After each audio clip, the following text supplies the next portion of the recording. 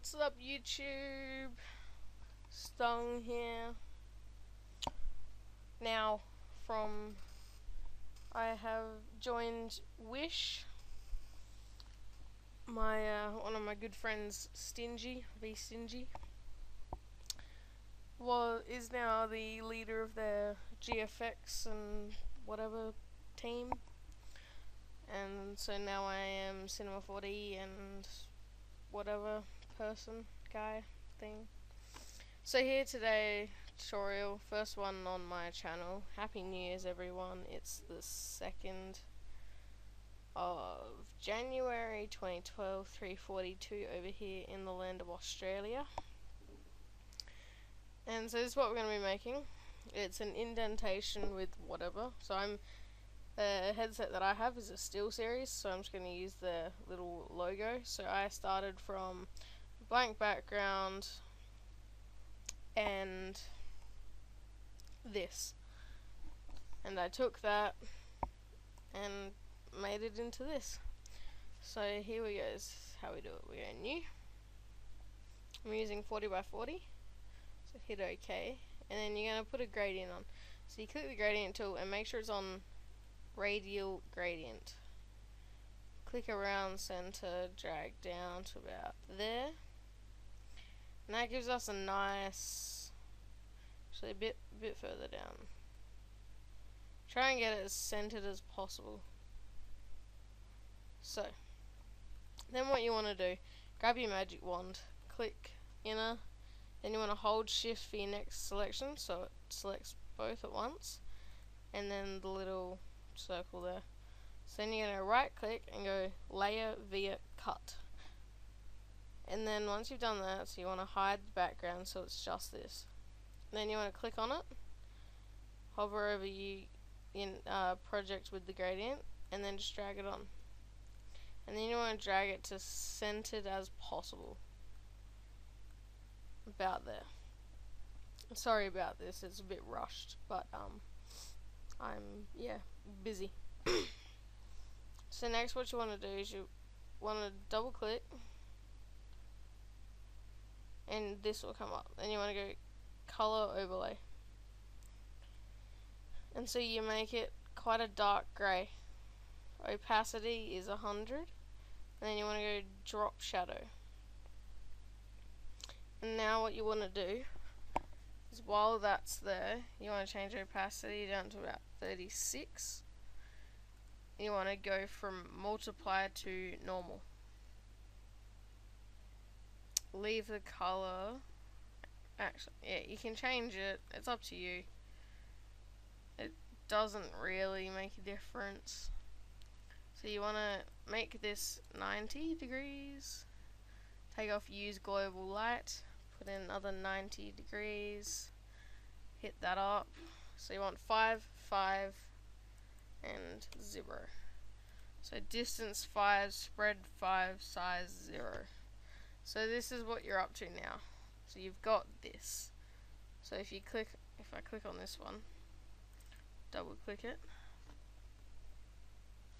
you'll see that drop shadow settings are all the exact same, except it's a white, so I'll change that in a sec. And color's the same. So once you've done that, so just change the drop shadow color to a white, and so now you've got a very slight indent. You can see it's not too in depth though, so you want to go inner shadow.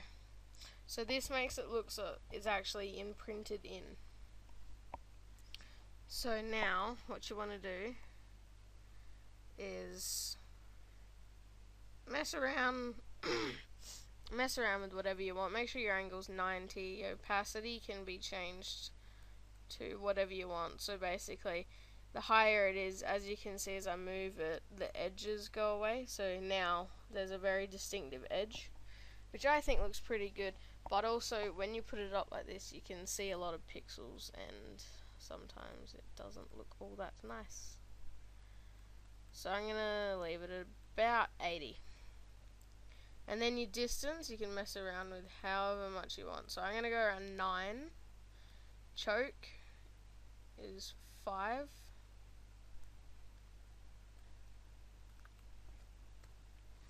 And then your size, it's up to you. I'm going to go around 4. And so now you've got a very distinctive indent into the background that you have. And then, you know, if you want, you can go ahead and okay, background back, use your magic wand, and just, it's not going to let me, but if you just, here, if we do this, crop,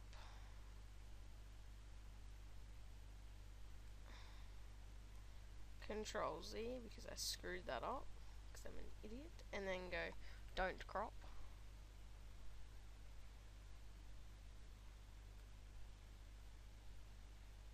And then you highlight, so I'm just going to go still series, and then you click off, click on that again and go crop.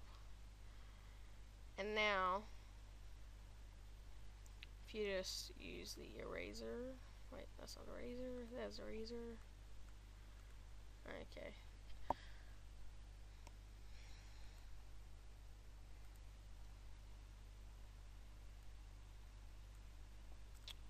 Switch it over. What? Alright, so now what you do, get your magic wand, click that, hold shift, click each letter. With black and white, it distincts them quite easily. With color, it's a bit more difficult. So you're going to go right click again and you're going to go layer via cut. Get rid of that. Use your movement, hold it, put it back in the untitled.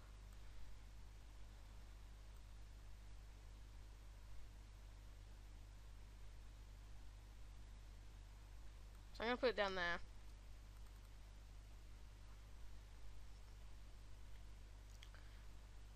And then double click on that layer. Color overlay. With this you really need to change it when it's text like that and it's in the darker zone. So you bring it down to about the same, so that's about the same there I reckon. Hit the OK button, just move it down a bit more.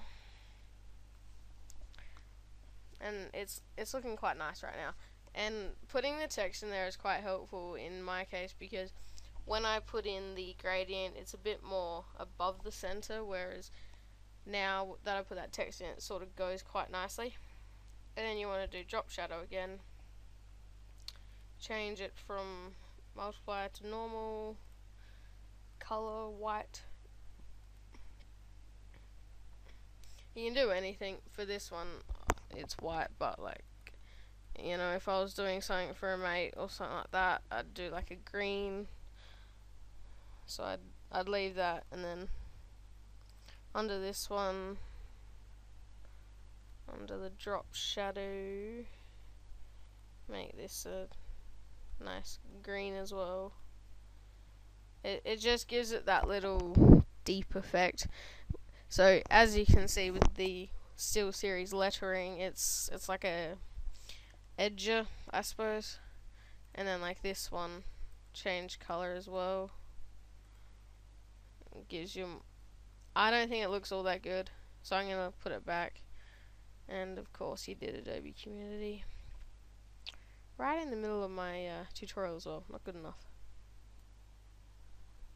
So put it back to black, drop shadow back to white.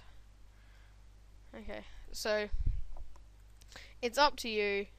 For this tutorial I'm doing it like this. So my drop shadow color is going to be white again, so it all matches. Still on the drop shadow, 5, 5 and 0. Take that off, make it 90 again, and that's nice there. Opacity you can mess around with, you know. I'm gonna leave it about 36-ish. It's better when you're doing two things together that you match them up. So I'm just gonna have a look what I put for this. So I put 36, yeah. 550, same as all. So that's done. And now for your inner shadow for the lettering, same thing again. So color, black. Make sure, use global light, doesn't really matter. And then make this say 9, 5, and say 4. I think that's what I did before. See, now it looks good, but because it's such a small text, you want to move that back down the distance. Maybe increase the choke a tad. And make this the size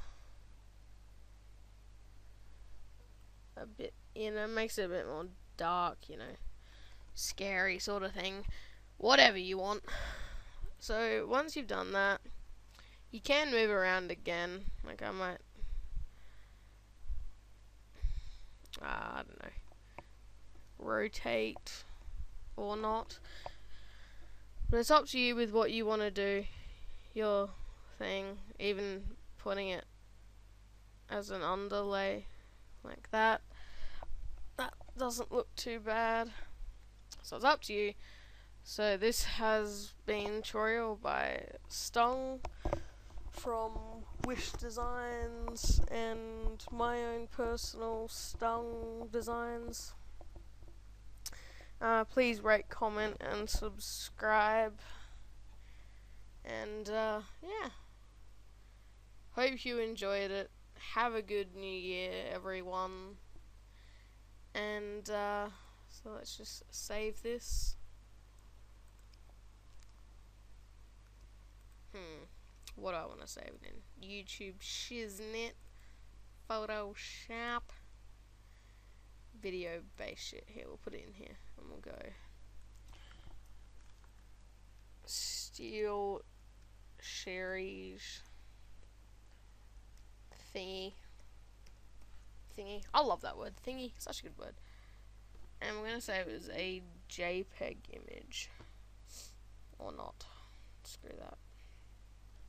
Leave it as a Photoshop thingo. Yeah, blah blah blah. So now it's that, and then use your standard render settings or whatever you want to do to render it out.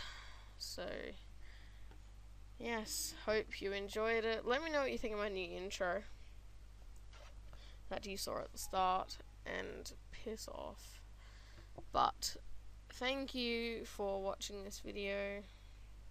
But yeah, rate, comment, subscribe. Thanks. Adios.